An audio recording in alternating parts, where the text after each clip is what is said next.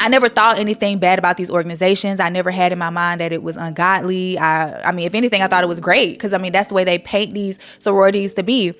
And I saw this guy post about, Delta being something wrong about being in Delta. And I'm like, what is that about? And so I was hanging out with a friend one day. He was like, well, you might want to look into your sorority because it's demonic.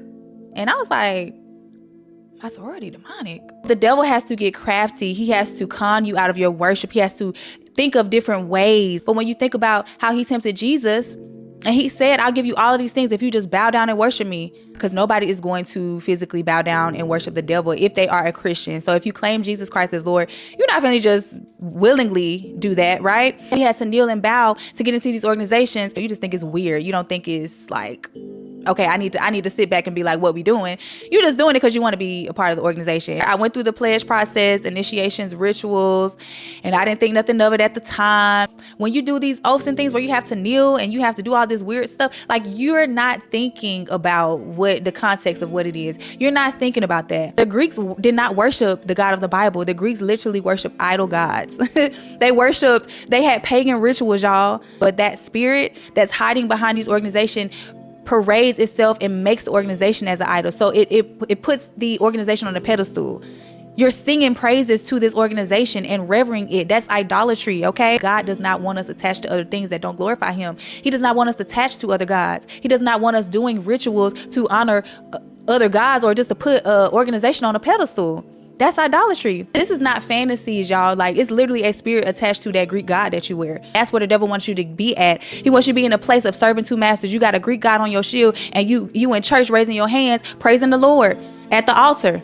That's serving two masters. We had to swear by these gods. We had to take oaths. We had to serve them, a lifetime of commitment to serve this organization. And we had to worship them by bowing and singing these hymns. You got to pledge your life to this thing. Your life that you didn't give yourself, you gonna give it to somebody else and not God? Or you gonna give it to God and you only got one life. You can't split it.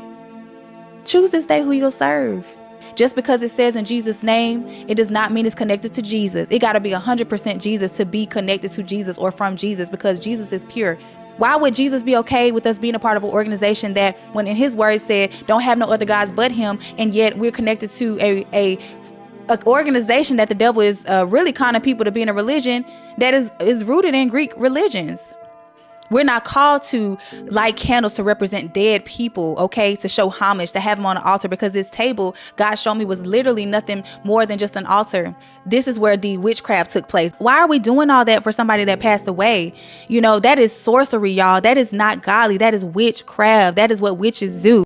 Get your kids to college and they pledge AKA, because you never researched what AKA or Sigma Gamma Rho and all was. You just did it. Then you find out what it is. You find out the ritual they had to do to cross the burning sands and the pledge to the god of Boris.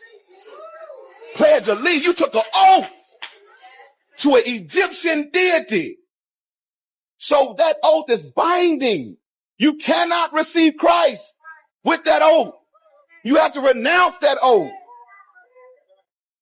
But they won't renounce the oath because they have pride in the fraternity. Everybody, there's some kind of secret society where they outright pledge allegiance to other spirits. Lock up.